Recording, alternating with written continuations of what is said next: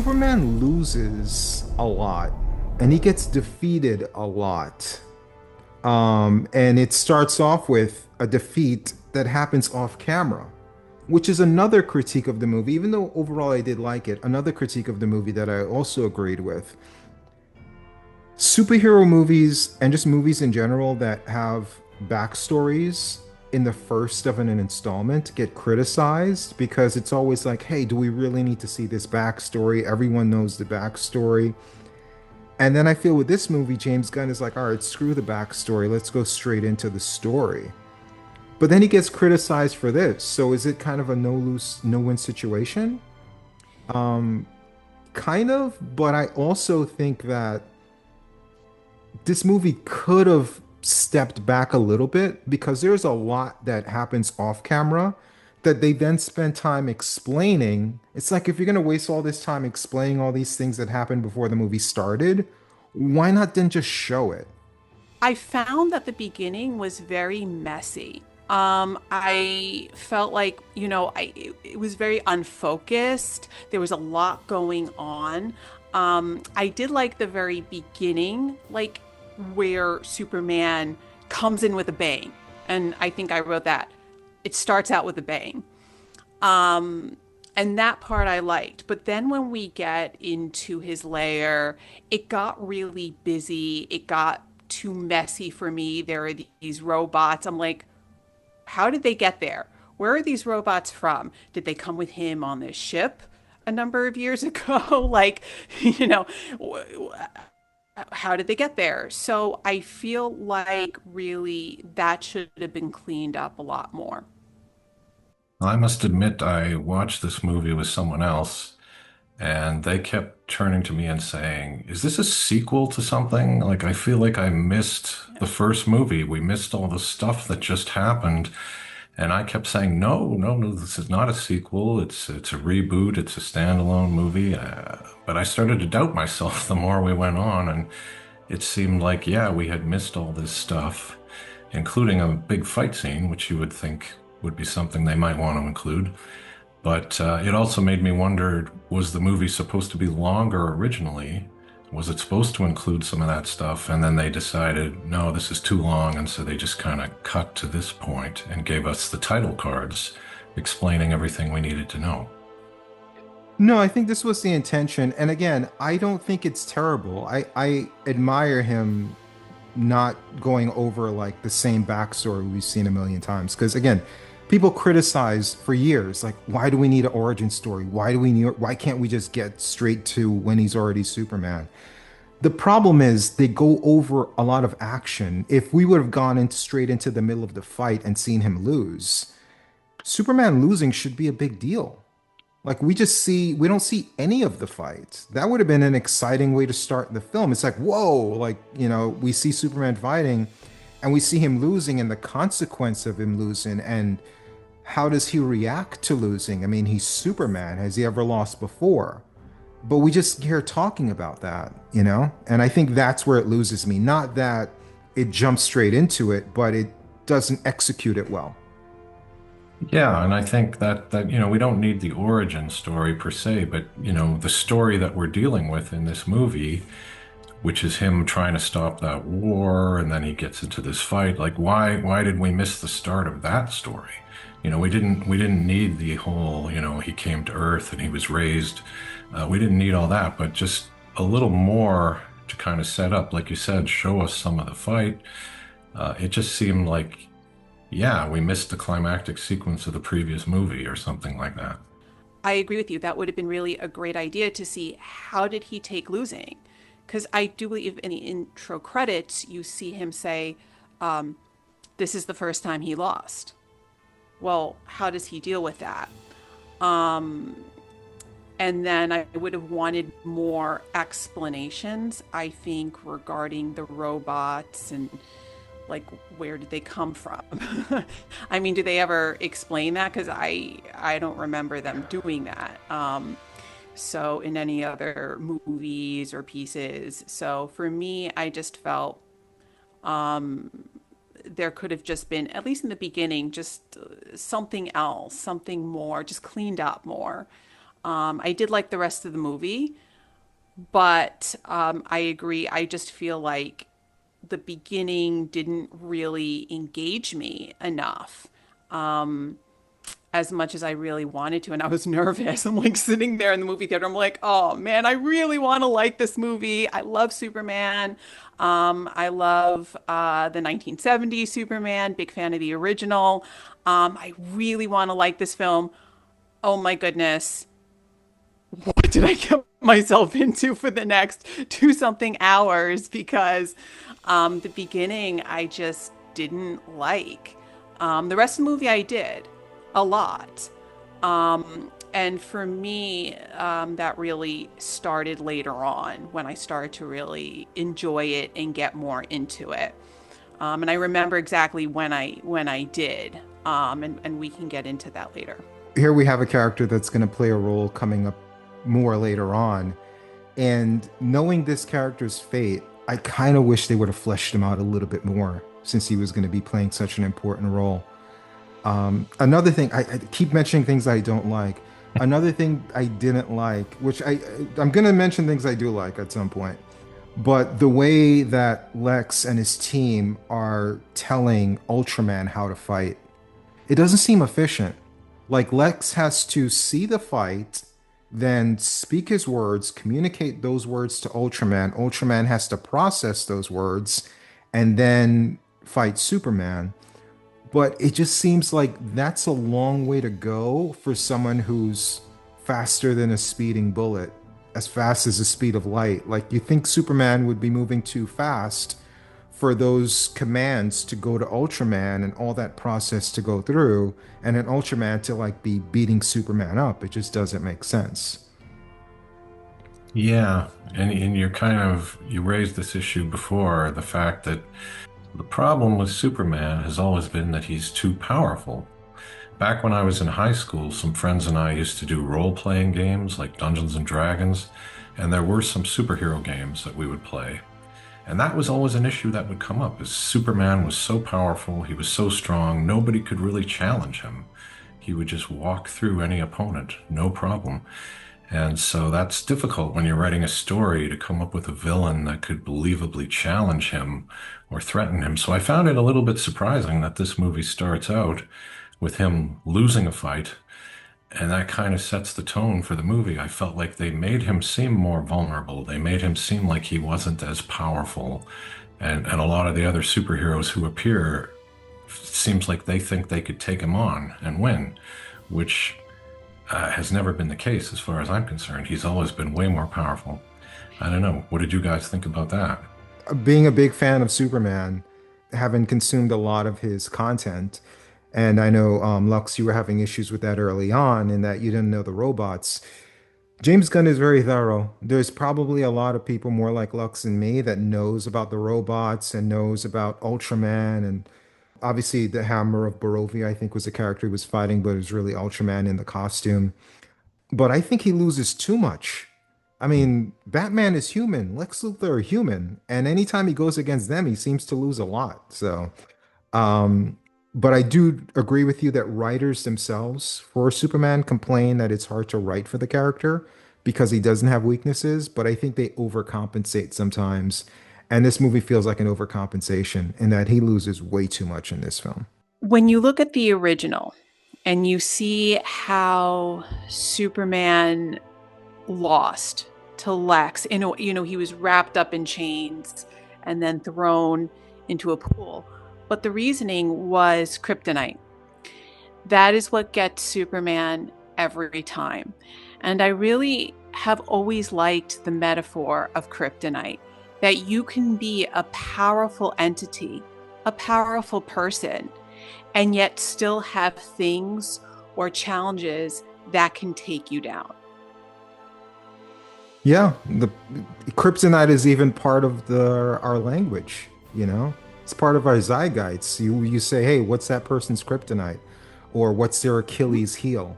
Anytime Yeah. there's like this powerful hero, it's like, "All right, what's their weakness?" So, yeah, and that's kind of why kryptonite was invented. It wasn't part of the original story of Superman. It was a Really? way to like level him down. Yeah. Wow. I Yeah. didn't know It's the that. character's been around for 100 years, and that's part of the unevenness of this movie is that James Gunn is very knowledgeable of these characters and Superman, and he takes a lot of elements over 100 years and tries to squeeze them all in here. And some of it's going to go over people's heads who don't know the character, and some of it's going to land and not land. And I think it's part of why the movie feels uneven. Even when you get into Superman's origin, like some look at him as like a Christ-like figure, like the Man of Steel. You literally see him in a church. You see him going down like Christ when he's falling, if anyone's seen that movie. And then you have the Moses analogy because there were two Jewish men that made him. And he was more of like a Moses thing where it's like, here's his baby, here it's space, but, I think in the Bible it's like going down a lake or something. Yeah. But yeah, there's a lot of different ways to interpret them. And even the immigrant story, which is what got this movie some controversy, calling Superman an immigrant. There's a lot of history and a lot of different directions to go with the movie and this character. And I think, again, I hate the fact that I'm so negative, but that's another thing that bothers me is this movie seems all over the place. There's just too many characters and a lot of tonal shifts and a lot going on. I agree with you in the sense that I think they could have cleaned it up more, maybe taken some characters out or explained them more or given them more lines like Hulk Girl. She practically had no lines. Who is she? What is she doing? Where is she going? She had like maybe one or two lines the entire movie. Um, so I do agree with you there. Um, but Superman is an immigrant. And I liked the part in the movie where he goes, I don't want to be bowed down to. And, I haven't read the comics. I need to address that right here and now. I have seen the original Supermans, Christopher Reeve represent. What And did you call him? Christopher Reeve. Is it Reeves Okay. or Reeve? I thought you said Reeves for a second. I was like, oh, how far back are you going with Superman? Yeah. Because depending on your Reeve or your Reeves, depending on how far you back you're going to go. Because, I mean, we have Angus. He goes back to Reeves. So Sometimes I always wonder, I'm like, is it Reeves with an S on the end or is it Reeve? I think it's Reeve. it's Reeve. Reeves is yes. the black and white TV show Superman. Yes.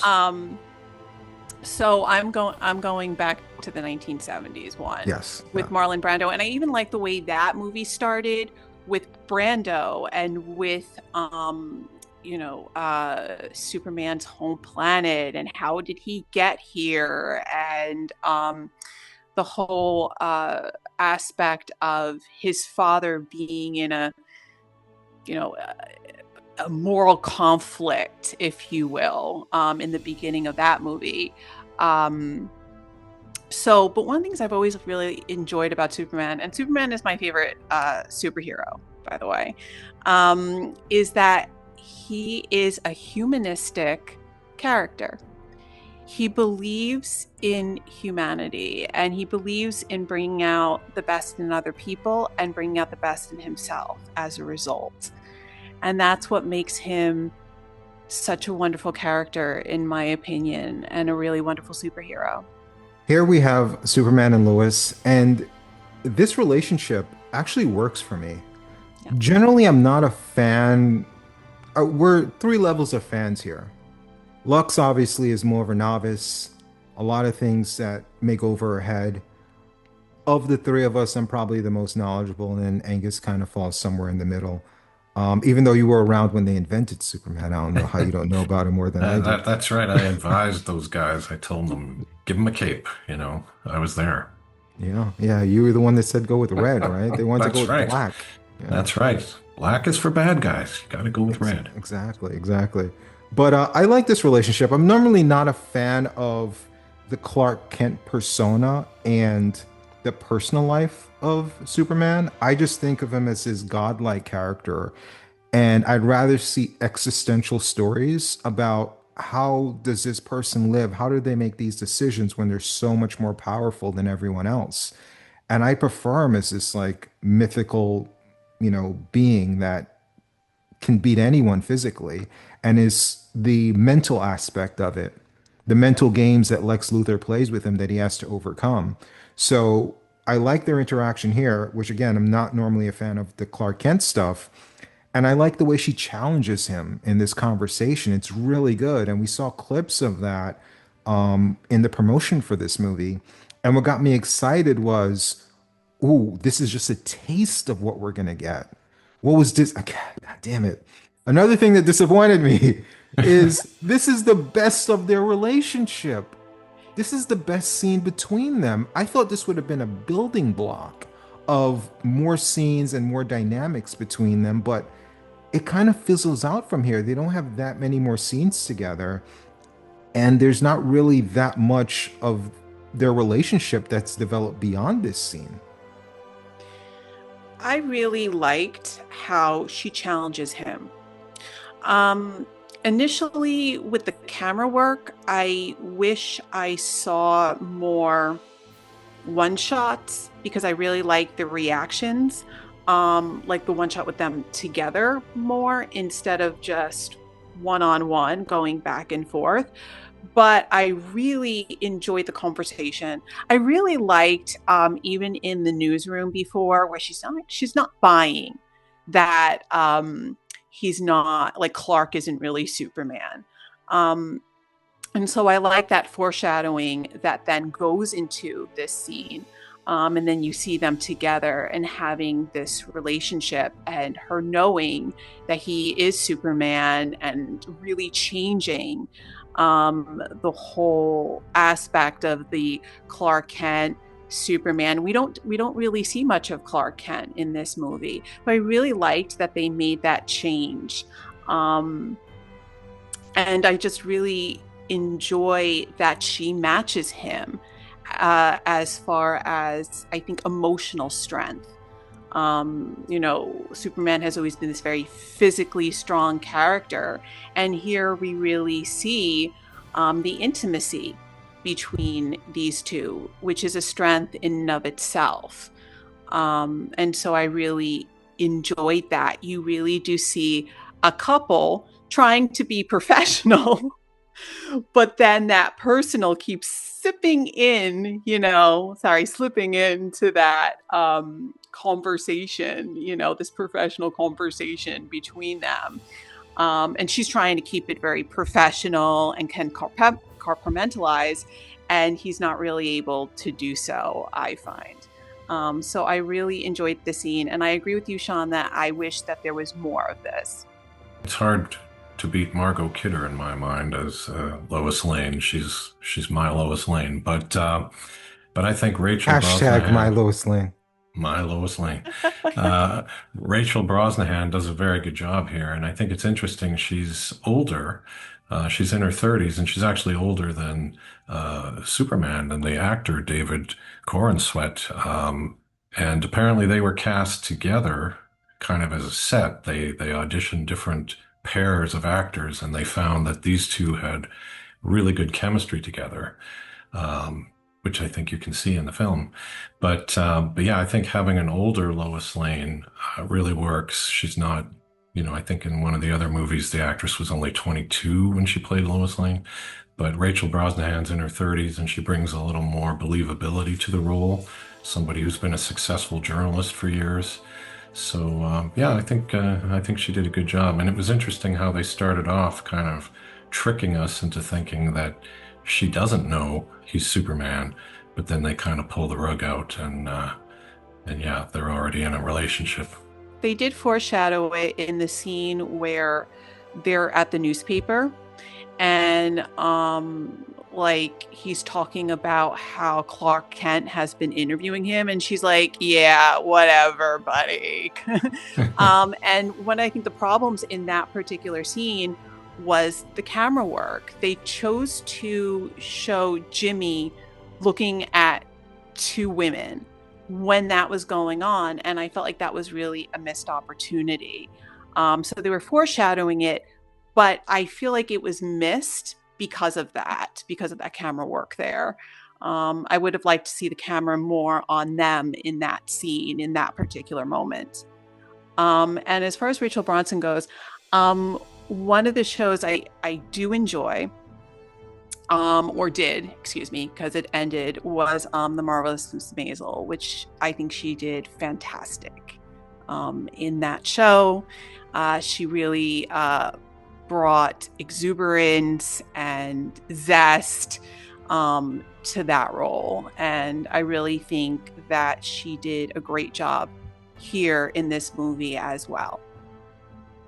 Yeah, for sure. I haven't seen that show yet, but I've heard nothing but good things about it, so I can believe she's very good in that. Yeah, and Tony Shalhoub is fantastic. He brings also a great comedic element to that show. So since we're talking about the actors, I think that everyone does a really good performance in this movie. The casting was spot on. All the characters did pretty much a good job.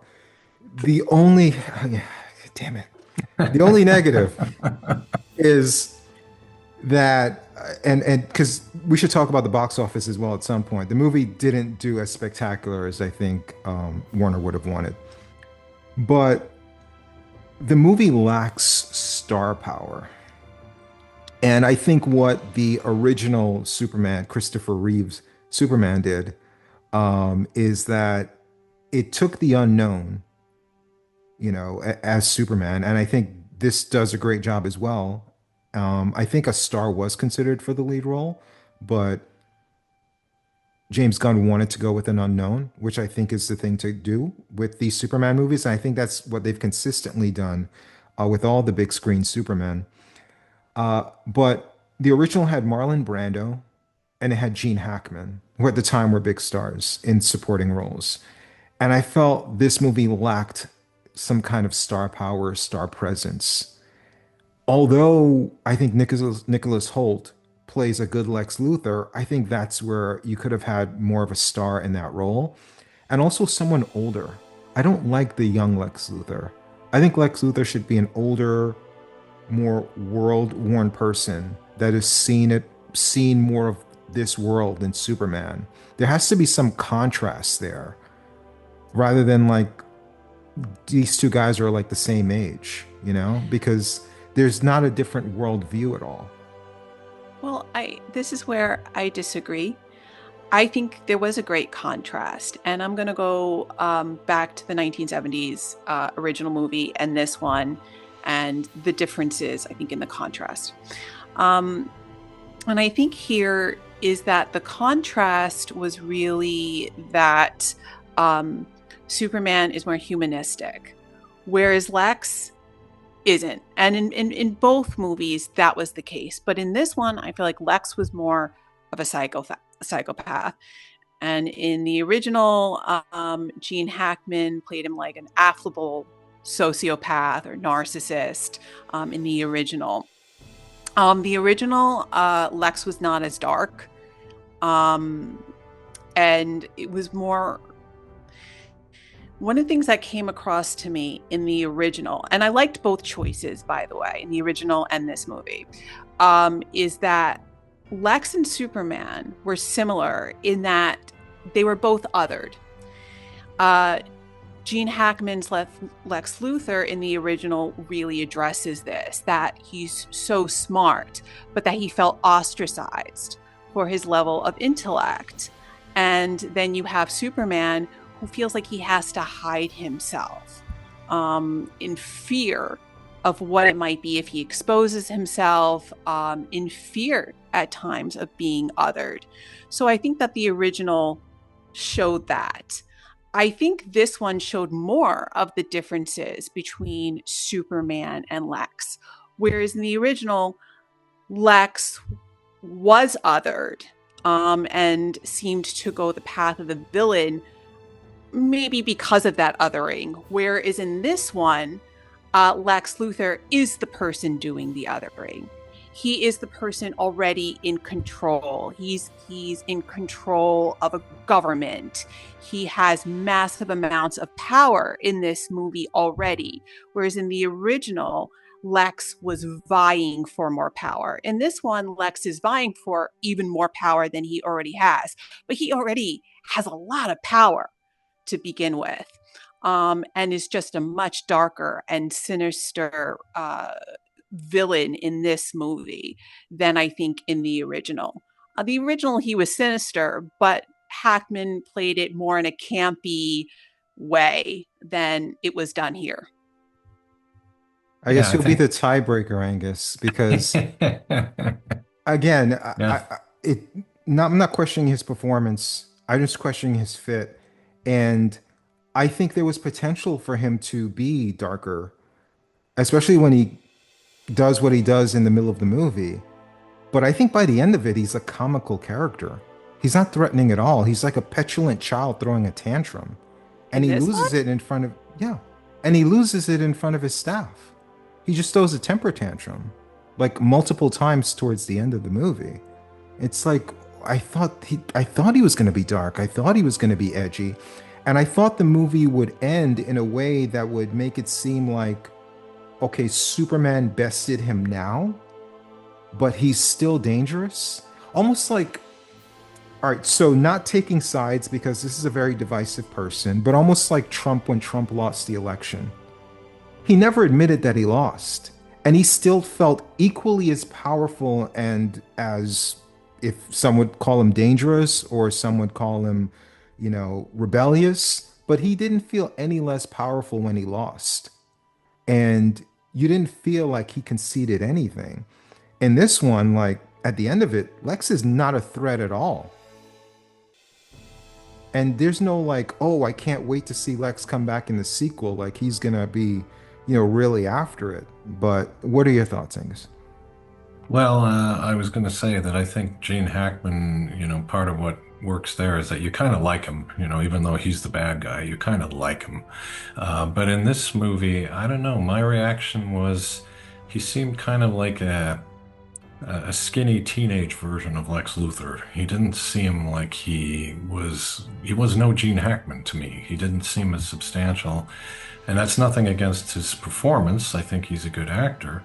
But I just something about him. He just didn't have the weight that I wanted to see in that villain.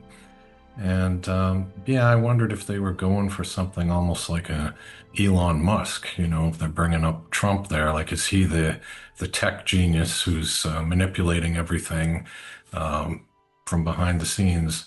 But I don't know. I didn't really love him as a character in this movie.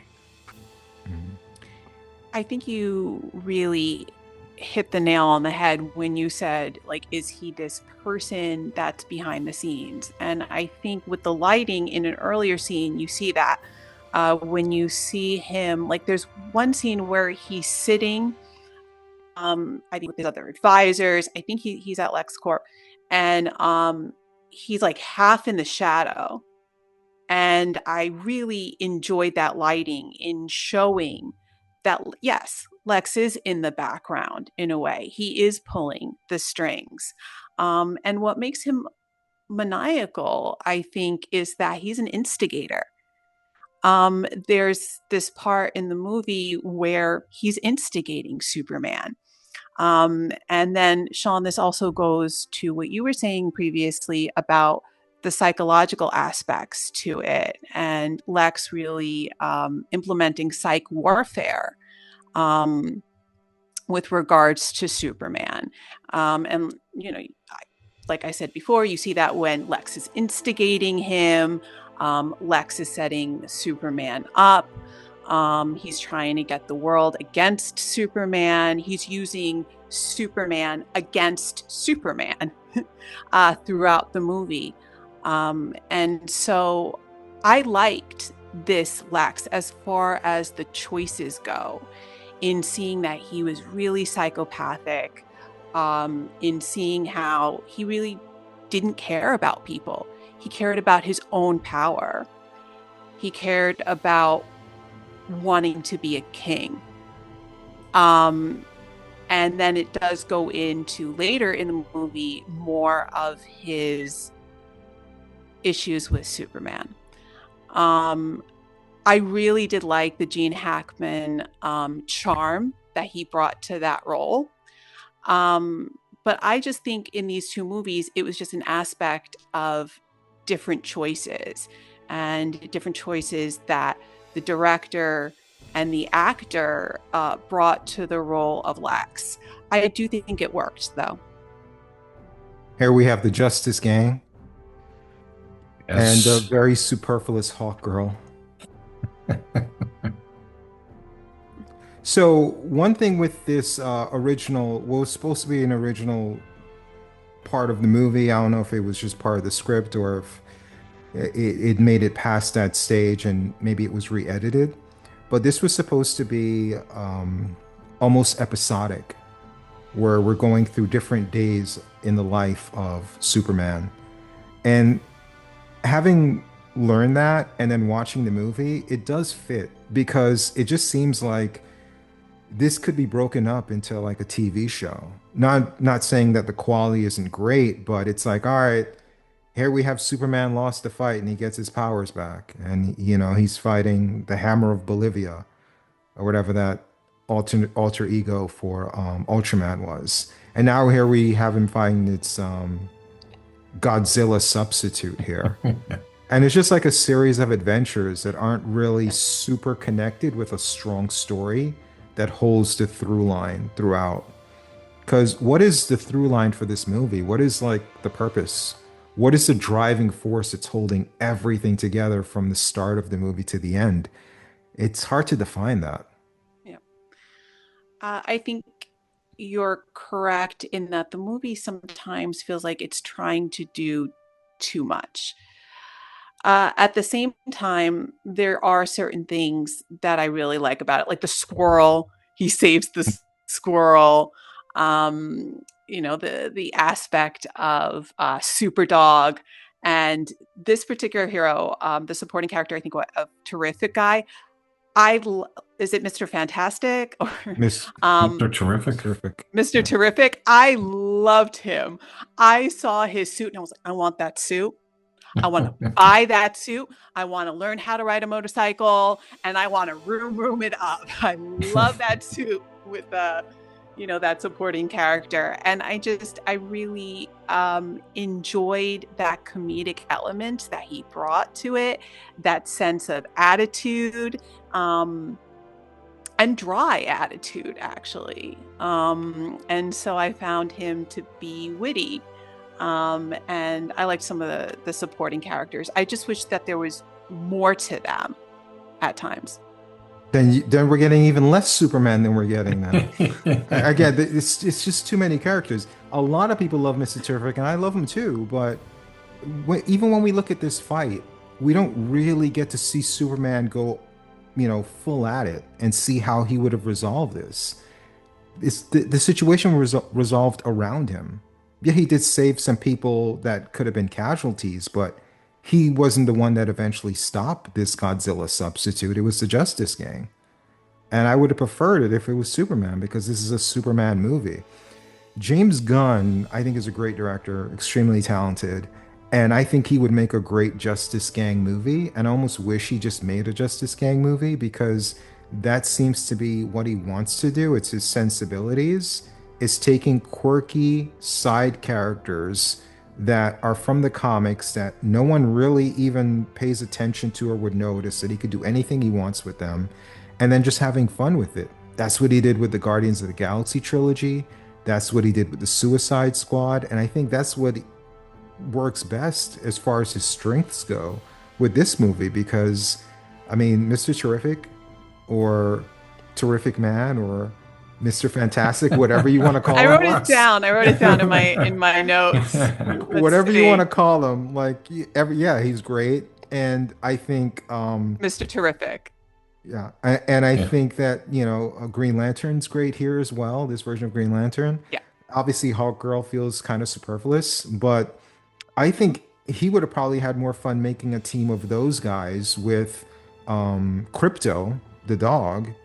those type of side quirky characters, I think he would have probably had more fun doing that than a Superman movie because he sidelined Superman a lot in this movie. What do you think, Angus? Yeah, I think James Gunn, I think that is his obsession in a way. He really likes the weird characters and the weird little plot details that maybe most people don't know. You know, like pulling those robots out of the comics, which most people aren't familiar with, you know. And a lot of these characters are not that well known to the general public, but he loves kind of focusing on those lesser known characters. And he's done that in previous movies as well. And I actually really like James Gunn. I mean, I know him from way back when he was at the Troma team, right? And he was working on movies like Tromeo and Juliet. And then when he sort of went out on his own, he started making sort of weird low budget superhero movies like The Specials and Super, which I really liked. And of course, he did horror films like Slither, which was also very good, and ultimately Guardians of the Galaxy, which I thought was brilliant. So I think he is a very good filmmaker, but I think he does love to focus on those weird little details and those weird characters. And I think that's why we're seeing all these weird side characters. And I think that's why the dog is there. And I love that dog. I'm glad the dog's there. But yeah, in a way, Superman doesn't seem like a perfect fit for him. Superman is too mainstream in a way for James Gunn. And here we're seeing a casualty of all the characters in that this is a powerful moment. He changes the mythology of Superman, where instead of his loving parents, the parents sent him to conquer Earth and have many wives and concubines and take over like a ruler. And this is a huge change. And he doesn't, I mean, we see a scene with him digesting it now, but my first time watching this, I'm like, okay, this is the movie now. This is going to be a big part of how this plays out. How does Superman deal with that? But because there's so much going on, it just feels truncated. Everyone immediately turns on him. That's not how things work. Like, even if some people turn on him, everyone's not just going to turn on him in one scene. Now everyone hates Superman. He literally just saved how much hundreds of lives like literally just happened, and like a few minutes later they see a video and they all hate him. It usually takes, if this could have had time to breathe, I think this could have been something that could have carried the movie a little bit further. Well, I think what was good about that is it shows how people's opinion of you can turn on a dime, and how the like online discourse can change against you, and how online and social media can really be used to take someone down. And I think throughout there were little pieces of that. One in particular, there's a scene that does kind of show that. We haven't gotten up to it, so I'm going to wait on it. But I do think throughout this movie, you do see something addressing really techno-fascism and the aspect of technology. And you see that especially with Lex. And I think the character, the alien character, who she, like, before she like spreads out and she like basically consumes this computer in like Superman's lair. The And engineer. yeah, and so I think she's really it's an aspect of techno-fascism and how technology can be used to harass, and it can be used to harm. And then you also see, and I think it was interesting because when you see the dog and the charming aspect of the dog is AI. So through that, you're seeing two different types of technology that can be used against, technology that utilizes to harm, and technology that utilizes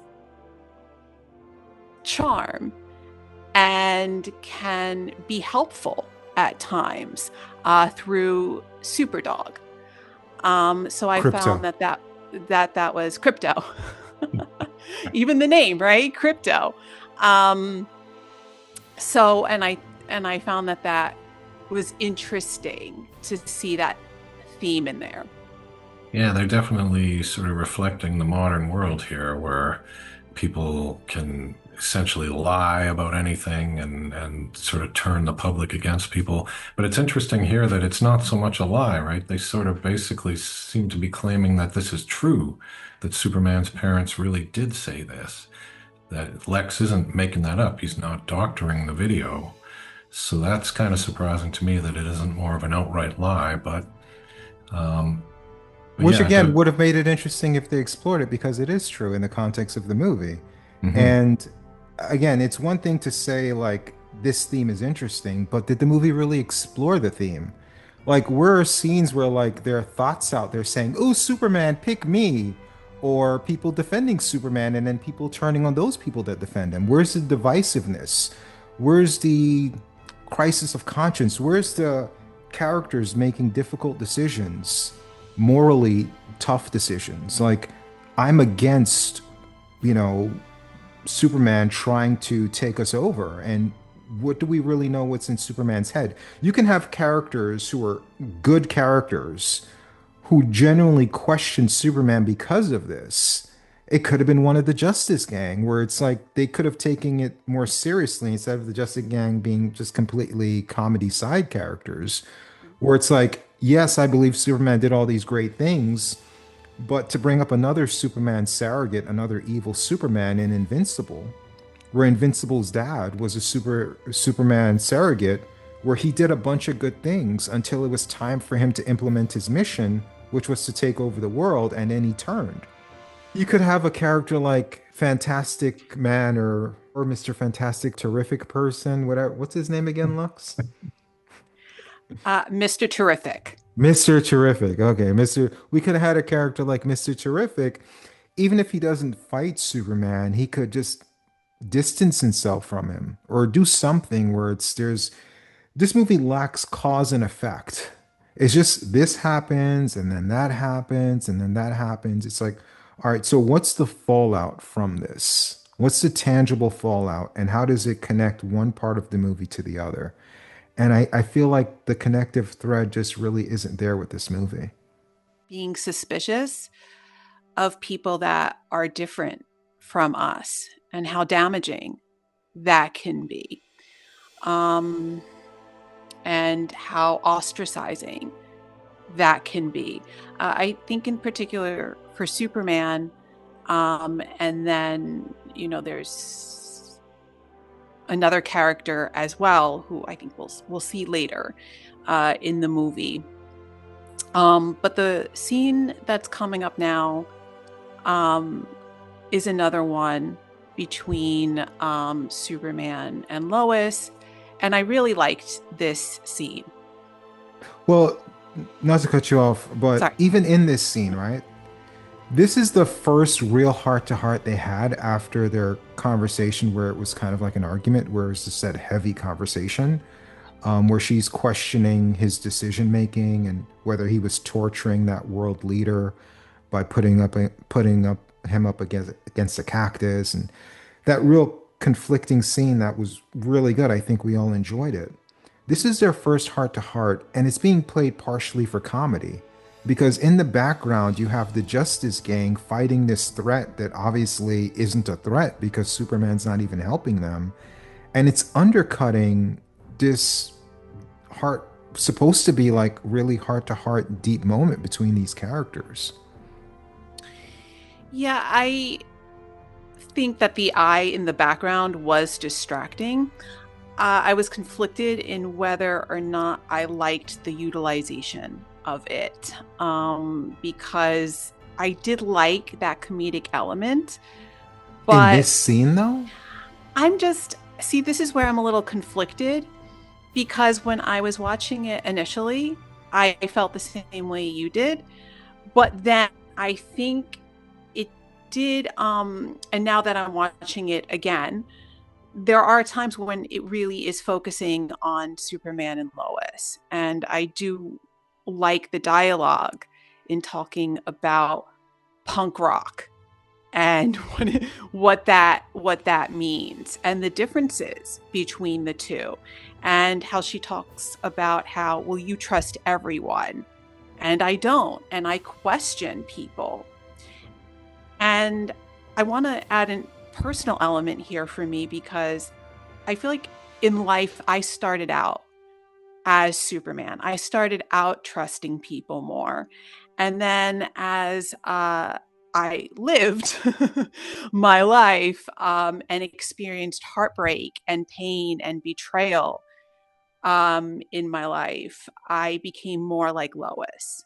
And I became more as someone who distrusted, then trusted. But I've always been someone that has questioned the world. Um, I pride myself on being a critical thinker. And I think that that's really important and that's really needed in this world, especially now. We really need more critical thinking, especially in our political discourse or what we read online. We really need to implement that more within ourselves and, in society in general, I think. But I mean, I agree with you in a sense that I do think it took away from the scene, but I didn't feel like it took enough away from the scene that I wasn't drawn into what they were saying. I think the interesting thing about Superman, and that they seem to be wanting to put across, is that he's really pretty innocent. He's really kind of like a big kid in a way. He doesn't really see a lot of the bad things that a lot of other people see. And he does just want to save people. And even the squirrel, he wants to save people. That seems to be his priority. So, yeah, it's interesting. Since the big revelation that we find out that his parents, that he's loved and he's been on this planet for a long time. He's grown up here and he's watched that message from his parents constantly. The robots mention like that suits him. What's happened with the character? What interesting scenes has the character been in? How has this story developed since they changed the mythology of the character completely? And what has he done since then? Where's the movie gone with that since then? There's so many good ideas to just go nowhere with this movie, which is frustrating. It's like there are not good ideas in there, but there's just so much going on and so much bouncing around that nothing gets fleshed out properly. And here we have another superhero that gets introduced. It's going to end up taking some of the shine away from Superman again. I disagree. I liked the use of this character because I liked how just the conflict or dilemma that comes in with this character. I agree. I'm not disagreeing with you. But what I'm saying is this character has conflict. This character is going to go through an arc. The character we're talking about is not Superman, it's Metamorpho. And that's my point. It's like Superman is the main character. He had something major happen to him, and he's not going through any arc right now. Instead of him going through an arc, we get a new character that's now going to be introduced, and that character is going to go through an arc, while Superman is just a side character in his own movie. I think that's a really good point, by the way. Angus agrees. His silence is agreement. See, I'm trying to hold back. I know I've been participating a lot, so I'm trying to do that. So Angus, jump in. Well, no need to hold back. I think one interesting thing is that they've retained the Daily Planet as a really successful newspaper in this day and age. It's not a period piece. This is set in the present day, but newspaper is still a very important thing, which I don't know in real life if that's really the case. I think a lot of newspapers are struggling.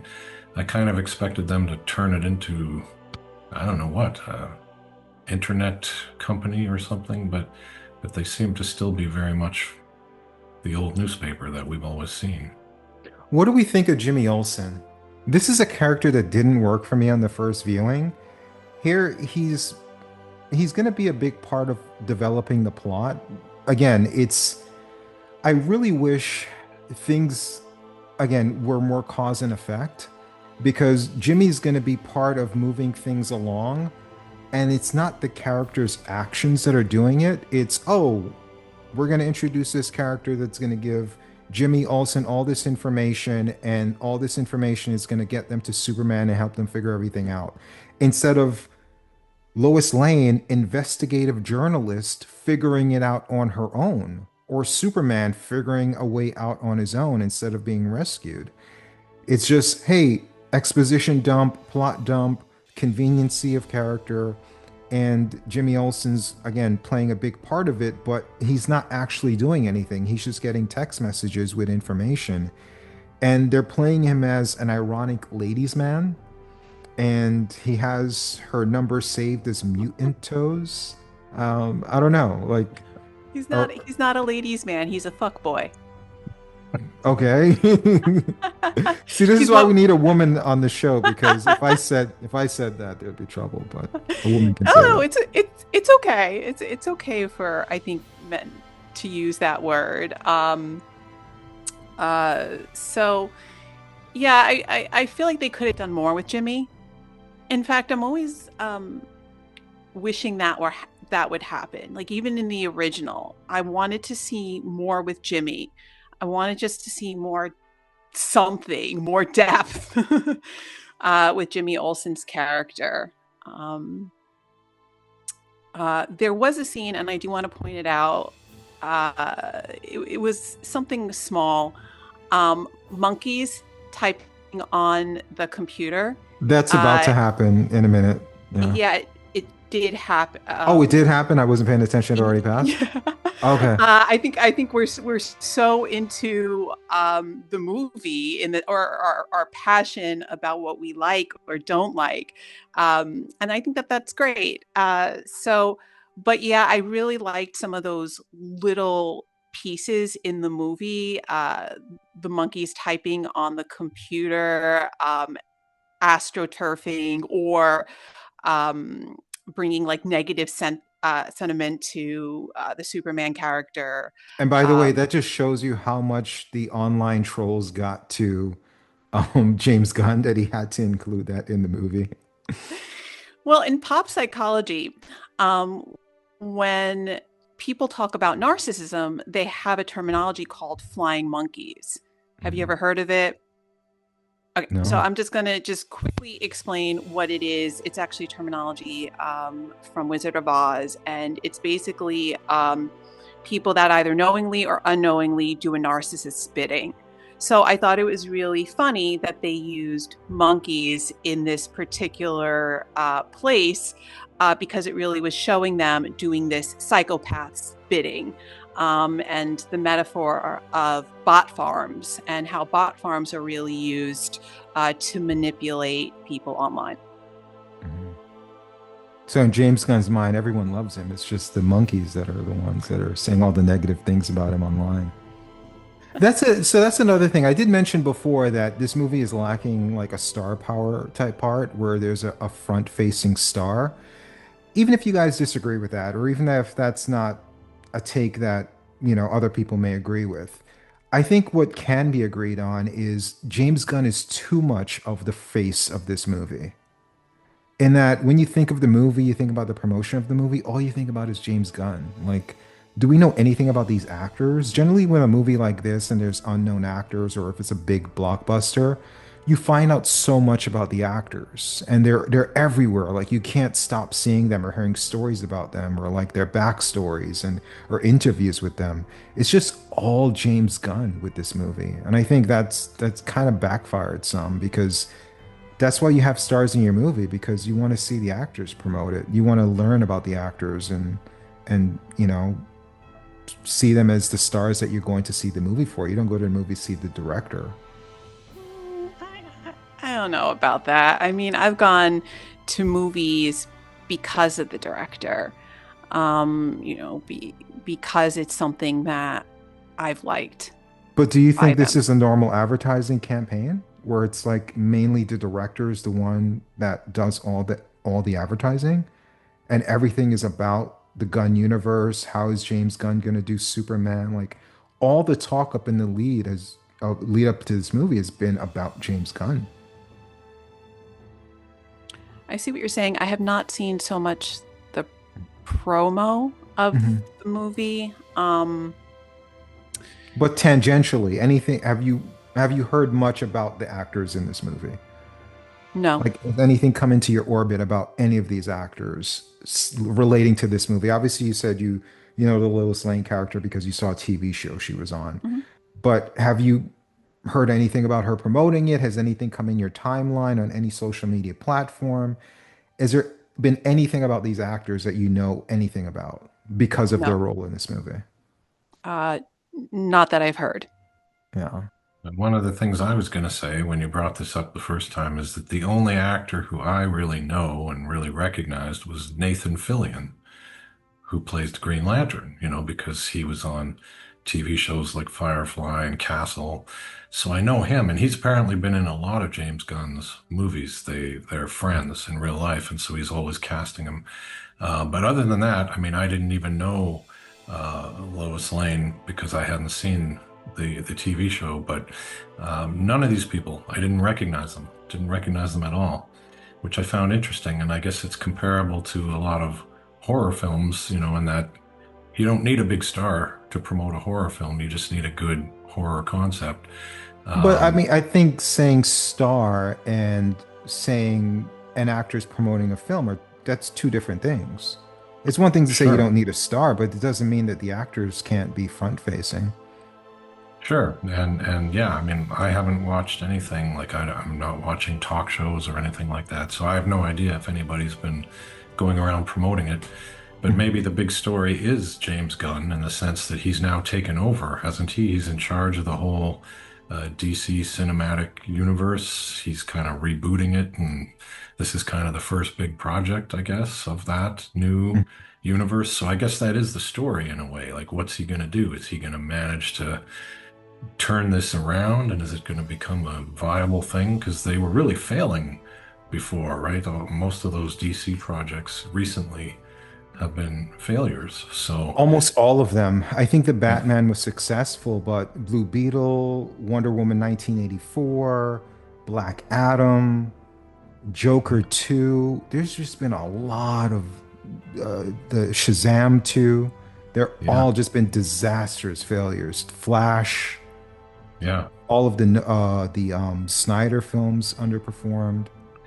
And I yeah, again, that's to me that it's not just that it's James Gunn promoting the movie, but when the subject is on James Gunn, it's what you're talking about is like, is the James Gunn universe going to survive when the conversation is on him?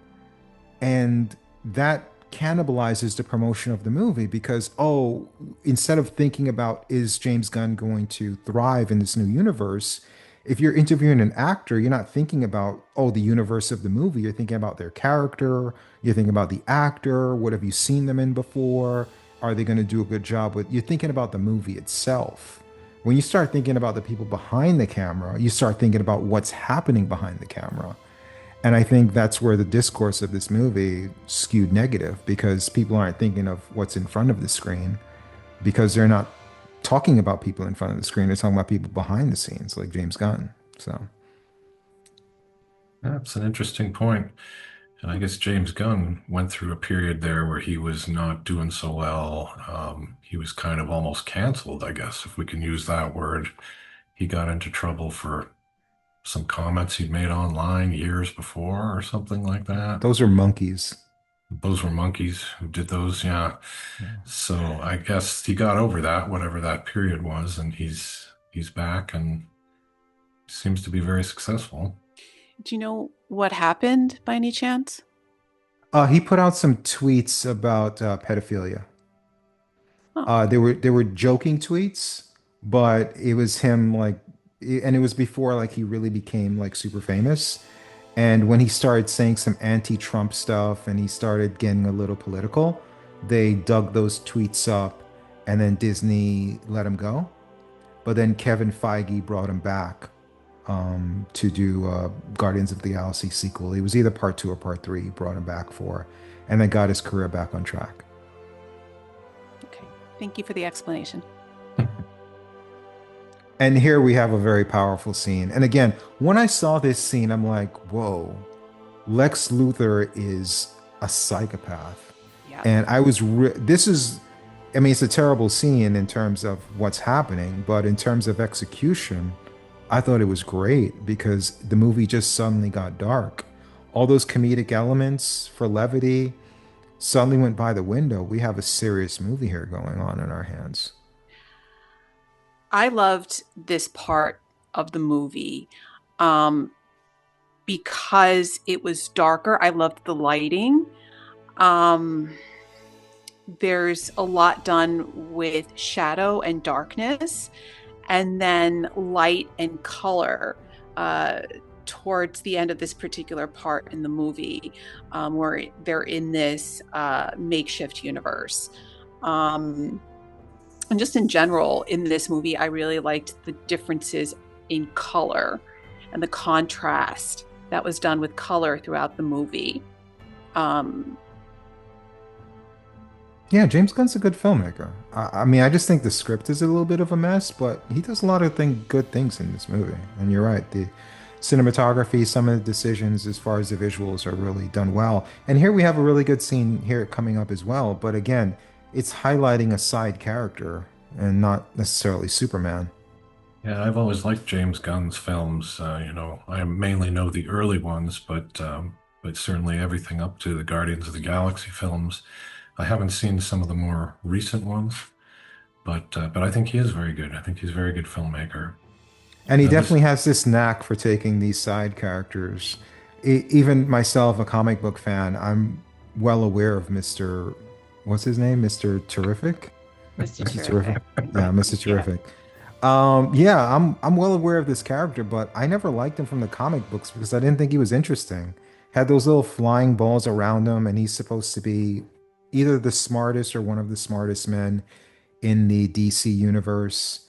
But he was kind of like a boring character, and here James Gunn makes him kind of interesting. So he does have a knack for doing that. And again, I think he would have been more at home just doing a movie about the Justice Gang. Yes, I think you're right. And this is a very important film for him and for the whole DC universe. As we were kind of saying, the stakes are pretty high here. This film has to be a big success. And I haven't heard a whole lot about how it's doing, but you were implying that the box office hasn't been quite as It's good been as the. underwhelming. It's Yeah. been underwhelming. And typically with the box office, you have to wait till week two to see what the drop off is.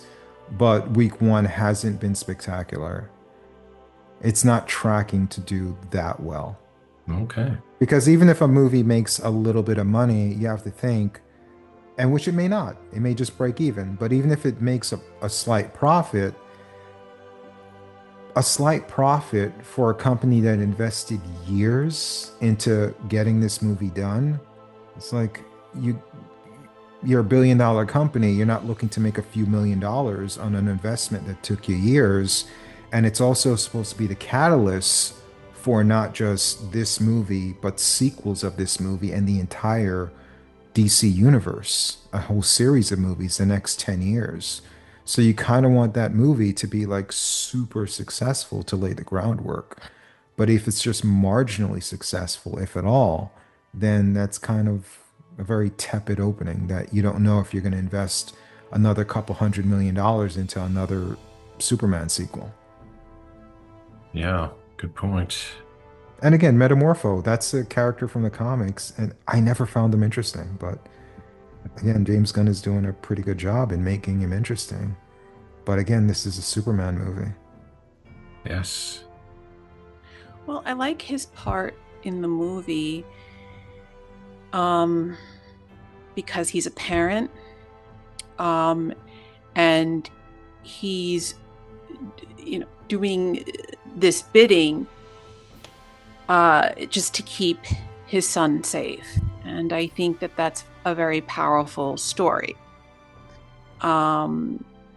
And a very powerful part in this film. And I do think it really symbolizes especially this part in the movie on locking people up and the way people are treated when that happens. And one of the things that we're seeing now in the media is when immigrants are being taken by ICE, how their family is impacted. And it's heartbreaking. But again, this is Superman's friend that died. And I just wish it had more impact on Superman and not Metamorpho. You know? I think that's a good point. Yeah. But I also think, a counterpoint could be that he's so sick, and just not able to really go there because he's just, just down and out. He can barely speak when that happens. Yeah. But he never even addresses it with Lex later on when he faces him, face to face. He could have brought it up. He could have been just, you're not just going down for this. You're never going to see the light of day for what you did to my friend, There is, spoiler. Obviously we're giving spoilers as we go, but they do make reference to it in passing in a newspaper. I think Clark Kent writes an article about the guy, but that's a passing thing that you need to notice in the background of a scene. It's not something that's really emphasized. One thing I wonder too with these cells, it's kind of a dark scene. Are there bathrooms? Like, how are they eating and using their bodily functions? And why is that ballerina still in her ballerina outfit? Is are you the outfit you're captured in is the outfit you're gonna wear for the rest of your life in that pocket universe? Could be. And then obviously no showers or anything like that. They must be pretty ripe. We see a guy there with a goatee. Is he able to shave his goatee every day so that it doesn't grow into a beard? We're just seeing glass rooms. We're not seeing anything in there. It's like each character is in their own personal hell. Yeah, I guess. I guess it's not supposed to be taken literally, but I don't know. Well, I think it's symbolic. So this movie was the debut of a lot of these side characters, even Metamorpho. It was his live action debut. And the dog, Crypto, this is his cinematic debut. Also Mr. Terrific, Hawkgirl, and even Guy Gardner, Green Lantern. I guess there's a lot of different people who've been the Green Lantern. This is specifically Guy Gardner. And apparently Nathan Fillion insisted on keeping that terrible bowl haircut, which is right out of the comics. Yeah, he plays that character spot on. That's exactly how that character is. He's probably even more of a jerk in the comics. Yeah, I really like him. I like his performance. Me too. I hate this baby. The movie looks great, but this baby just looks so CGI'd. But this is where I really like the contrast of dark and then the light, or the fire, and the small lighting, and then the river that's more lit up. I hate to be a cynic, but I think they probably saw this baby and said, no, let's darken this scene as much as possible so no one sees how bad this CGI baby is. It's so odd that they have this whole pocket universe, and the only thing they can think of to do with it is to put people in prison that pissed off Lex Luthor or that are political prisoners. It's if you can create a pocket universe or have access to a pocket universe, why are you so focused on controlling a part of one country when we're talking about universes? And your whole plan is I'm going to get a part of this country when this dictator takes over. Dude, you have a whole universe. Yeah. It does seem like they're barely scratching the surface of the possibilities. Yeah. People that vie for power, the way Lex Luthor does, do it because there's something missing inside of them. There's a wound. And so a way for them to fill that wound is to try to gain power, and then, but it's never enough. So they're always trying to gain more power and more power, because they're not happy with themselves, and there's a wound more within that needs to be addressed. And I always like to say, true power comes from within. It doesn't come from other people. Oh, I And it thought you were doesn't gonna say with true power comes great responsibility. Well, that's already been said. Okay. But I like to say true power comes from within. It doesn't come from other people. It comes from within oneself.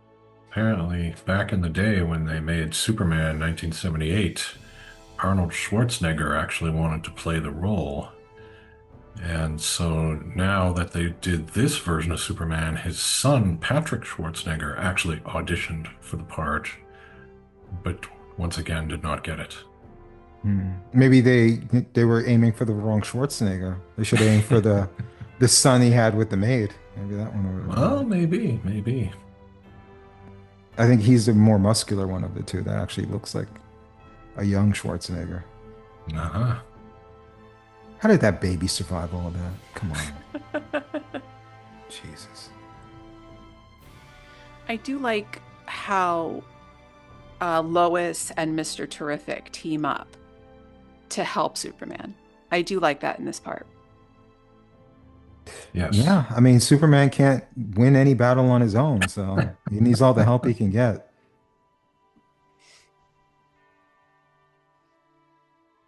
He's not very super. No, they've certainly made him seem a lot more vulnerable than any Superman I've ever seen. What in what conflict does he win in this movie by himself? Good question. One thing I like about this movie is you can hear the original Superman theme music being worked in and kind of acting as a motif throughout this film. Why would you ever change it? It's like Star Wars or I Indiana know. Jones or Jaws. It's Batman. It's one of those once they got it perfect, why mess with it? You know, just keep that going. Yeah, absolutely. It's one of the great theme songs of all time. Yeah. It's iconic. Yeah, this is where he starts acting petulant like a little child, like Kylo Ren or something. Pick up my pencils. But he is. But he, deep down inside, he is a petulant child. Yeah, but I mean, imagine going from that amazing scene where he just killed that guy to now he's throwing down pencils. He's the skinny teenage version of Lex Luthor. It's not the character I wanted. Once he killed that guy, I was expecting dark and gritty, not like, pick up my pencils. Yeah. Getting back to Jimmy Olsen, though, I don't understand what his problem is. I was just basically confused by this character because he's got this beautiful woman here who's interested in him, and he's just kind of acting like, whatever. And then she's like, hey, I can send you all this really important information you need as long as you agree to like spend the weekend with me. And he's like, oh, gee, I don't know if I want to do that. Like, what? What's your problem? Because he's a what, Lux? What is he? He's a fuckboy. Ah, that's what it is. Do you two know the definition of a fuckboy? Probably Yeah. not. Jimmy. It's basically a guy who kind of might lead a woman on that he's more serious when he's not. Future faking, and that's when someone's like, oh, we should do this together, we should do that together. And sometimes with future faking, people really do believe in the moment that there might be something, but they're really more uncertain. And it's more like someone leading someone on, not really being serious, more wanting constant flings, more like a player. But one of the things I did like about this was how I forgot the name of her character, the one that is Lex's girlfriend. I like how she gets Miss Tessmacher? Miss Tessmacher. I think wasn't she invented in the I don't know if she's from the comics. Wasn't she an invention of the 70s I think Superman? she may have been, yeah. I think she's Mm, primarily known from that movie, yeah. Yeah. yeah. So, but I do like that she gets back at Lex and she sends these pictures. And immediately when she's sending the pictures, I like that you see them. And you're like, oh, they're all selfies. And I'm like, no, they're not just selfies. What's in the background? You know, she's one of those that comes across as ditzy, but is ditzy smart. So I Wasn't the like similar that arc from element. the 70s one where she turned on Lex because Lex was mean to her or something and helped Yes. Superman? Yeah. Well, I think she, and the first one, she wanted her mother to be saved. And I remember Yeah. watching the first movie, and she gives a shout out to a town that is right next to the town I grew up in called Hackensack, New Jersey. And I'm very familiar with Hackensack, New Jersey. And at one point in that movie, she goes to Superman, "Can you please save my mother in Hackensack, New Jersey?" And I was like, score one for Hackensack, right on. Little She shout out mentioned the there. place that I'm aware of. That's like right next to my hometown. Yeah. So one thing I was going to say earlier, which might be some form of sacrilege or something, but and I should first say I did like this movie. I did really enjoy this movie, but I found myself thinking at times with the portrayal of Superman and wanting to stop wars and wanting to really save lives at all costs. I couldn't help but be reminded of that horrible Superman movie, Superman 4: The Quest for Peace, because that was Christopher Reeve really wanting to make a movie about anti-nuclear stuff, and having this important message of peace. And I just kept thinking, is this some kind of connection to that, where Superman is really bent on world peace and he's, doing things that are maybe not condoned by other people, but he's just kind of doing it. And interestingly enough, apparently the yellow S symbol on the back of his cape in this movie, the last time it was used was in Superman 4: The Quest for Peace. So, what do you think about that? Do you think there is some weird connection to that movie here? I think I want to change the subject. The minute we start talking about Superman 4, then I'm out. There's going to be some swearing. Remember when this movie was about Superman and his parents, and then, he found out like his parents sent them to conquer Earth? Yes. Oh, remember when this movie was about like some war in some like foreign Middle Eastern country where, Superman shouldn't have interrupted and threatened the dictator? Yes. Yeah. Remember when there was like this giant Godzilla monster in the middle of like Metropolis and they were all Yes. fighting him? Yes. Remember when there Absolutely. was a Justice League knockoff called the Justice Gang and they were kind of the main characters for a while with like a Green Lantern? Yeah. Remember when there was a super dog? Yeah. Those were the good times. Remember when there was like this character called Ultraman that beat Superman before the movie started? And then his alias, the Hammer of Fake Country, beat him Yeah. again? Oh, Superman's dad. A key character in this movie, and this is his first scene. Considering how this movie ends, I really wish they would have spent more time with this character and their relationship. Yeah, and the Yeah. parents in general. Um, I do like the aspect in this part where it's the parents who raised you, not the parents that bore you, that can make the most developmental difference in life. Um, and I did like how they added that part. It's just, I mean, I see your counterpoints to, and I love having counterpoints because I don't want to be this negative, but I feel like all your counterpoints and all the positive things you have to say are theoretical, but they're not actually what we're seeing in front of this in front of us right now on the screen. Like, it's great the theoretical relationship with him and his dad, But this is going to be like the only scene we get of them together. That's true. I think there could have been more of that. A lot Um, more. Mhm. so, but I also think the movie was very long. It was over 2 hours. I'm not asking for it to be longer. I'm saying take some stuff out Yeah. and put this in, not just add more stuff to what we already have, you know? Just take all that Justice Gang stuff and just give them their own movie. You know, make Mr. Terrific the main character in that movie and give them their own movie and just focus on Superman and his dad. Like after he saw that message from his alien dad, what if he just gave up being Superman? What if he just said, "You know what?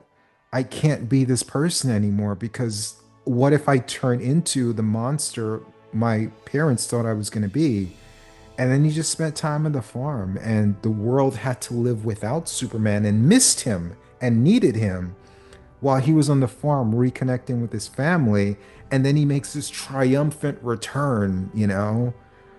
Uh, And I so just think elements of that would have been more interesting. this sounds more like a classic Superman movie from the 80s. I think that would have worked really nicely. And it does sort of have a little bit of parallel to Superman 2 in a way, where he decides to give up his powers for love. So it's a similar idea. He goes away because he thinks everyone hates him. Yeah, I think there could have been something to And that. and you have the whole psychological warfare where Lex Luthor cannot physically beat Superman, but that would have been a way of him defeating him by getting him to give up being Superman.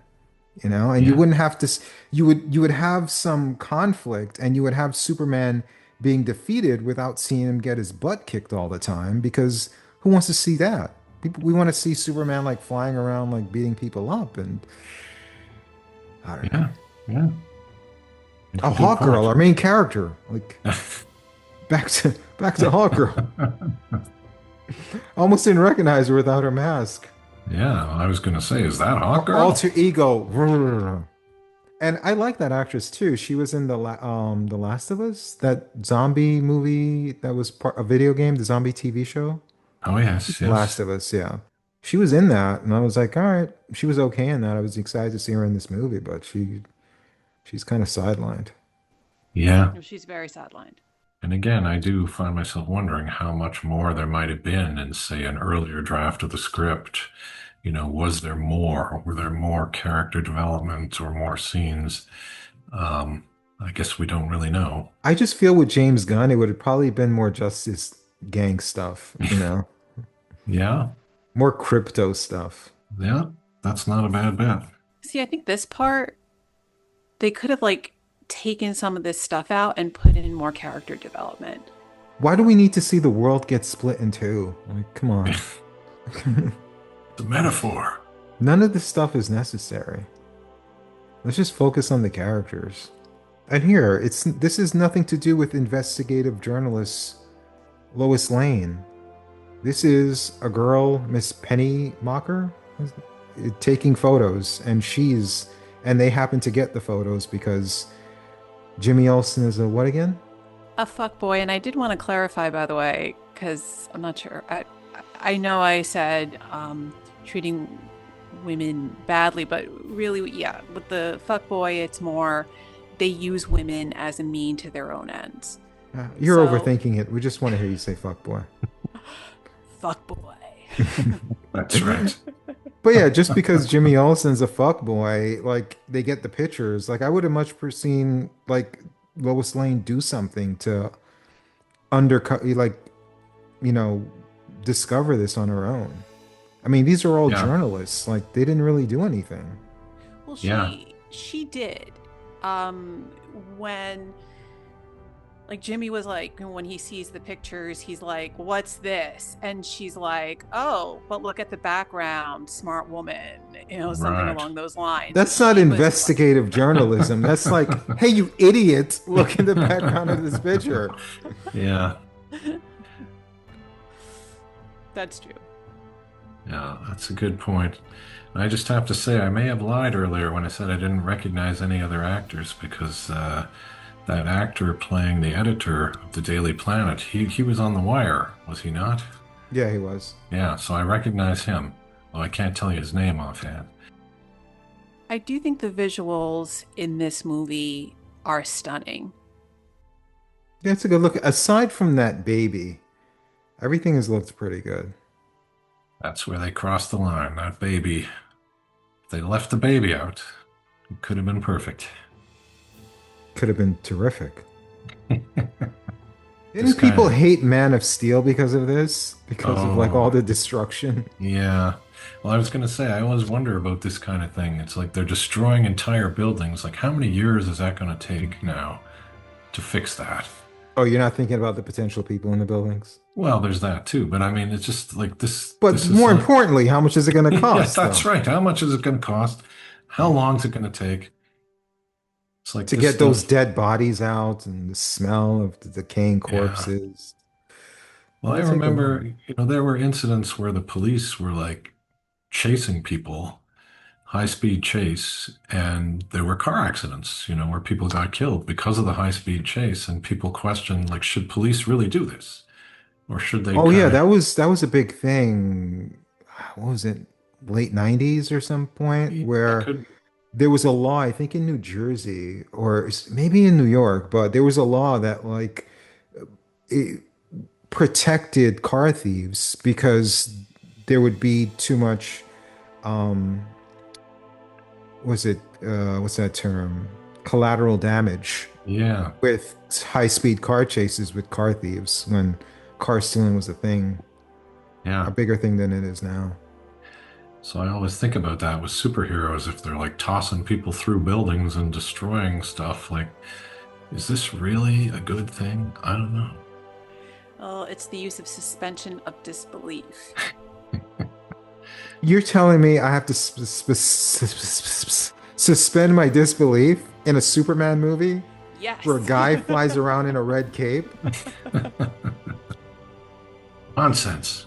where a guy's in a floating chair with androids around him? Apparently, David Corenswet gained 40 pounds of muscle before filming I this. hate hearing those stories. Everyone gains 40 pounds of muscle. Every person playing a superhero character in a superhero movie puts on 40 pounds of muscle. I think we're all smart enough to know it's either they're putting on a lot of fat with that or it's just a lot of steroids. Yeah. Because suddenly after they're done shooting the movie, they like lose a bunch of weight and they look skinny suddenly all of a sudden. Yeah, well, I think it takes a lot of work to maintain it. Yeah, a lot of drugs too. A lot of drugs, potentially. So Nathan Fillion actually claimed that he based his character here, his performance, on Estelle Getty's performance on The Golden Girls. Really? Yeah. I guess because she's cranky and rude? I think he just wanted a funny story to tell. Maybe. These are pretty good fight scenes. It's a lot better. So let me say some positive things about this movie. It's better than Man of Steel, where they were just like punching each other for like 40 minutes to end the movie. At least there's more creative powers and creative things they're doing to try and fight Superman, rather than just punch, punch, punch, punch. I'm breaking your neck after 40 minutes of punching. Yes. And there's no like stupid scenes like Kal-El, no. Or there's no like, your mother's name Martha too? Why are we fighting then? There's no like really bad scenes like that that stick out of this movie. I like this part, this particular shot where they close up on Lex's face. I think this particular part in the movie, they talk more about the objective that Lex has. And I like that. Yes. You mean they're giving them motivation an hour and 36 minutes into the movie? How novel. Well, here's your Superman losing again. But at least he's being creative here. He's trying to outsmart them. True. But I still don't like this aspect of him telling them what to do. Look how fast they're moving. Like how could his instructions really be affecting that? And how's he talking to them? Question. Well, as Lois Lane's character, it's good to question. So I'm no expert on these things, but apparently James Gunn has included a lot of little references throughout the movie to other Superman films. Oh yeah, names of streets and stuff like that. ton of Easter eggs in the movie. Yeah.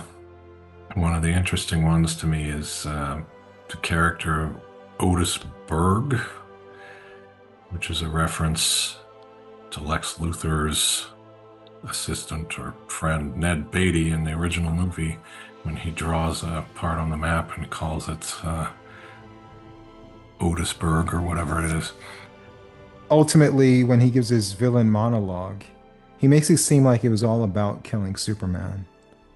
He's had so many opportunities to kill Superman from the beginning of the movie, where his version of Superman defeated Superman. Mhm. He found out where he lived.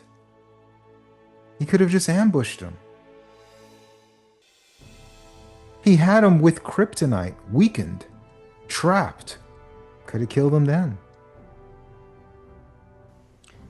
It reminds me of Austin Powers, where That's not a good thing. he goes, shoot him, just bang bang, shoot him. And he's like, no, I want to, have him surrounded by sharks. No, I'll take the gun and I'll shoot him right now for you, and then we can all go hang out. I want to place him in a easily escapable situation. That's right. And then turn my back and leave. Yes. And of course, there are always the villains who like to explain everything to the hero right before they kill them. And then, of course, the hero escapes and now knows everything.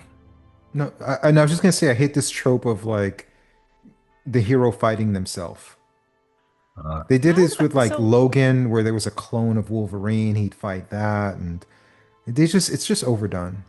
I like it based on, once again, I'm about symbolism and metaphor, just the metaphor of using someone against themselves. And the whole connection with psych warfare in that way, which is really what Lex is going after with Superman. Doesn't just want to kill him, it seems. He wants to torture him. Harry's saying brains beats brawn. This is the most convoluted plan in the world. I'm going to create pocket universes to trap you, and then I'm going to leave you, and I'm not going to, do anything to try and kill you.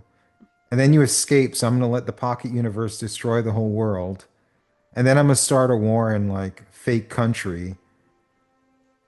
It's just, I don't know how this is brains beating brawn. And then it's just a bunch of guys just punching each other. Where's the brains part in all this? I also feel like it's alluding that Superman is not smart. And I don't like that. I mean, this is a Superman movie. He should be there saving the day. He called in friends. That's his solution. Yeah. And they make it seem like such an epic moment, like we don't know about the Justice Gang. Just because they weren't on screen for the last 20 minutes, we know exactly who his friends are. Yes. You don't need the triumphant music and the long pause. Like, we know who's coming to save the day. It's Hawk Girl. That's right. With no lines. I think she has one line. And it's crazy. Like, when she kills that guy, it's like, whoa, like, I didn't even know that was part of your character to be that dark. Oh, yeah, I don't know your character. That's why it surprised me. This part's pretty funny. Cavalier attitude that the character has. All the middle fingers and slurs. I almost feel like this is a reference to more like Putin or a dictator. Yeah. Well, he is a dictator. This is the part with Hot Girl. Yes. This is her big moment. Nice. Again, maybe that line would have meant something if like we knew anything about her character at all. Yep, that's right. Like, just, I'm not Superman. Yeah, no shit. Who are you? Well, now she's reminding me of Police Academy, to draw another terrible comparison. You remember? Oh, what a modern reference. Yeah, exactly. Everyone's going to remember this. But there was that one character who couldn't talk loudly. She had a tiny, tiny voice. She'd always whisper, and then at the end of the movie, she screams. Exactly. So that's what that is there. She's silent for the whole movie and then finally delivers that line and brings the theater down. I mean, that's what it's designed for, right? It's designed to be a big moment in a movie theater, but again, you have to earn those moments. Yeah. That definitely wasn't earned. Like We needed to see Harrison Ford, no ticket. we needed to see more Get scenes of off my her. plane.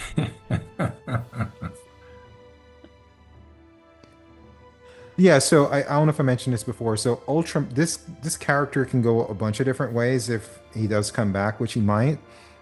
So there is a character called Ultraman, but he is an alternative version of Superman that was evil instead of being good from another planet.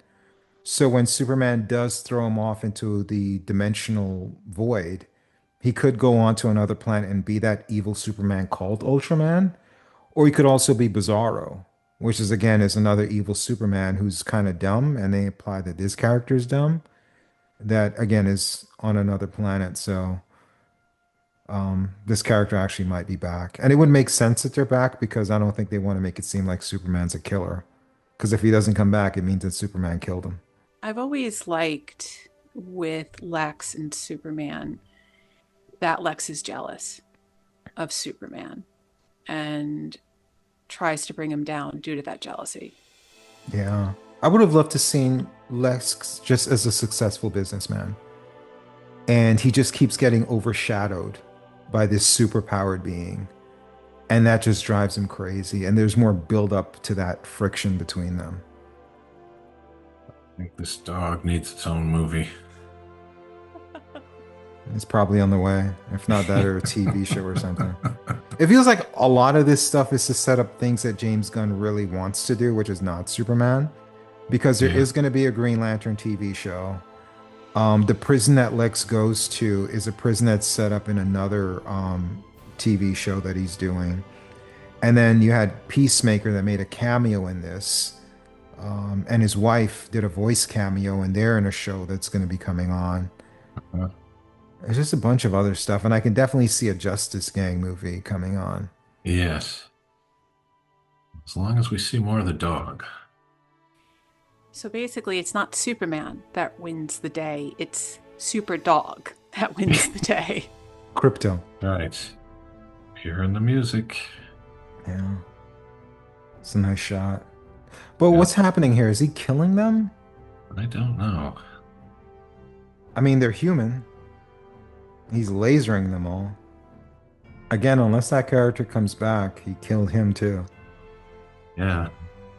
Evidently, that was a controversial moment as well with a lot of critics.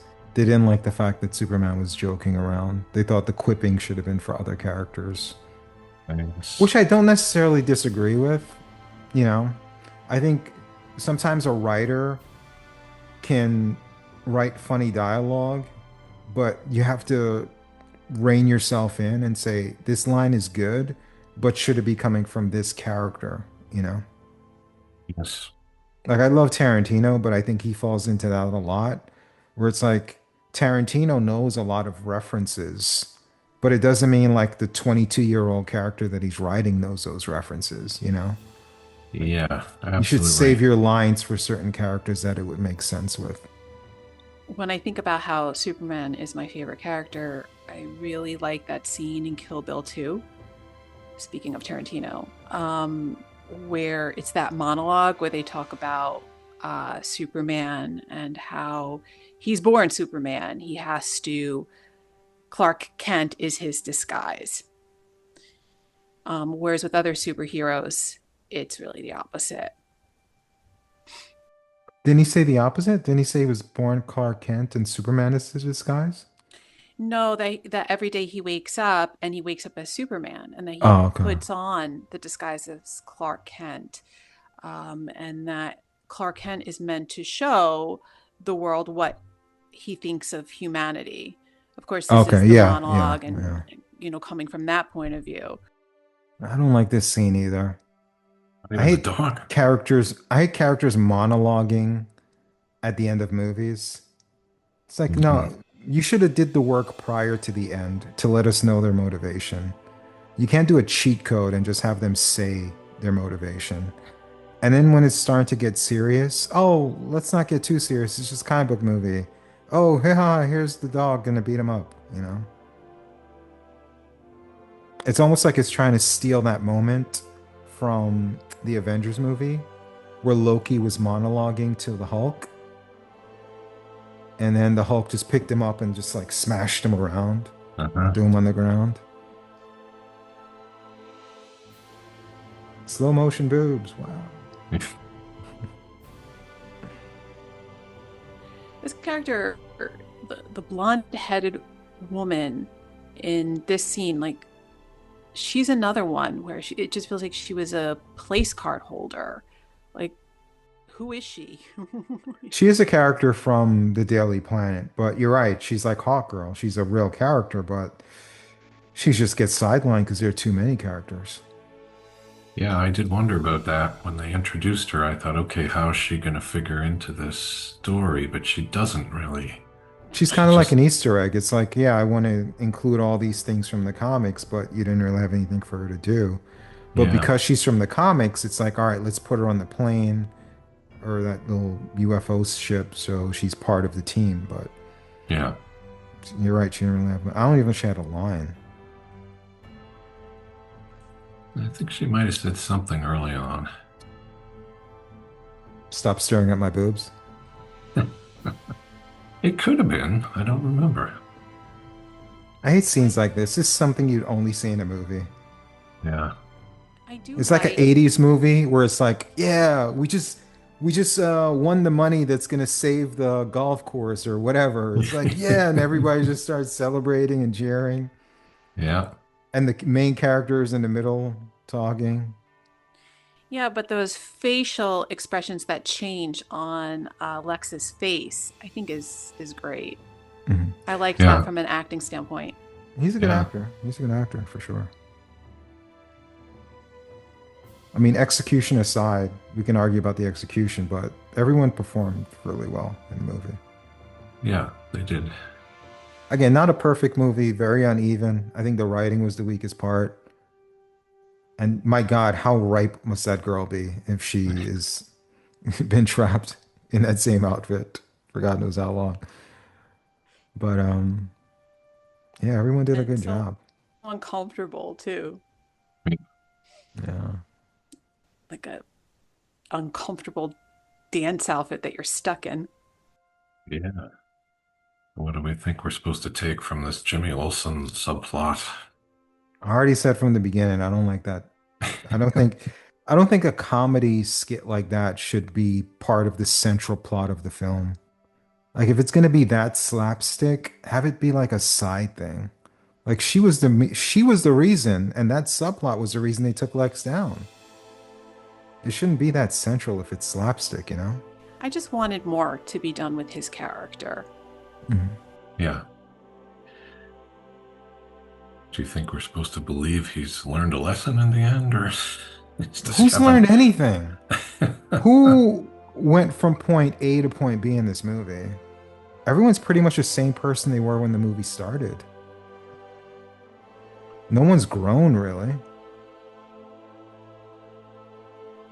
Well, What lesson did Superman learn?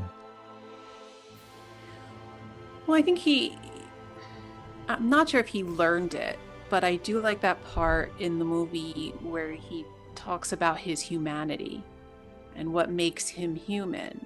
I put one foot ahead of each foot each day. I make mistakes, not perfect. And in that, I am human. But he was And saying that to Lois at the beginning. So here we have that newspaper article with the character that died, Metropolis's true hero. Yeah. But again, I mean, I don't know. I think it would have more impact if we didn't just get like a flippant like newspaper on the screen for like a second to wrap up that character. Yes. And here we have not sequel bait, but a tie-in bait Yes. to another thing they're setting up, which Yes. is the Supergirl movie. I did like this little tidbit here of Supergirl being this party girl and that she's the real owner of the dog. Which I guess, I mean, you can't really think about it too much, right? Yeah. Because if she's going to another planet to get drunk because she needs a red sun in order to not have her powers, well, how did she get here? Yeah. Unless she came in a ship and she still doesn't have her powers, she got her powers back. So how is she still drunk? So it's something where you can't really think about it too much. True enough. And I do like this scene here where we see him relaxing, but with his Earth parents instead of his Krypton parents. But again, I would rather actually see him interact with them throughout the course of the movie than just that one scene and then this montage. It would have Yeah. had more impact. It would have felt more earned and more emotional. Yeah. I thought the same thing. Yeah. With that said, I know I did a lot of critiquing on the movie. I do think that since the Christopher Nolan Batman trilogy, the only movies I would have put above this in the DC universe would probably be The Joker and The Batman. Aside from that, I think it's been at least as good as Wonder Woman and the James Gunn version of Suicide Squad, and I think it was better than everything else. So I still think it was pretty good, and I think it was better than the Marvel movies that came out this year as well. I mean, Fantastic Four hasn't come out yet, but it's better than Captain America, and it's better than the Thunderbolts. Yeah, I actually quite liked it. I know we had some criticisms, and it isn't perfect, but I did enjoy it. I think James Gunn does make an enjoyable movie. It certainly won't dethrone the original Superman for me, but I think it could be the best Superman since Christopher Reeve stopped playing the part. Okay. Yeah, I liked this movie. Um, for all the reasons that I said while we were watching it together. Um, I actually had an interesting experience going to see this movie. Um, so I went to go see it last night and it was storming out and I didn't know if I was going to be able to see it. I thought I'd have to text you and say, I'm so sorry. I'm not able to see this movie. There was no other time in the past couple days that I had time to see it because I was spending time with family that was out of town for most of that time, and just had just a lot like things planned with extended family. But I had to cancel it yesterday because there's this huge storm. The front of my condo was flooded, and as I was ready to go out to go see this film, like we had a storm warning. My cell phone was buzzing, and but thank goodness that the storm let up. I was able to go see a 10:20 movie. So I didn't get out of the movie until late. It was wonderful to see this movie in such a broad screen, and there were only a couple of other people in the movie theater. So it was me, the person I was seeing the movie with, and 3 other people, and that was it. And so it was really nice to not have that many people around talking. It wasn't distracting in that way. But then when we left, because it was late and the movie theater was in a mall, we got locked in.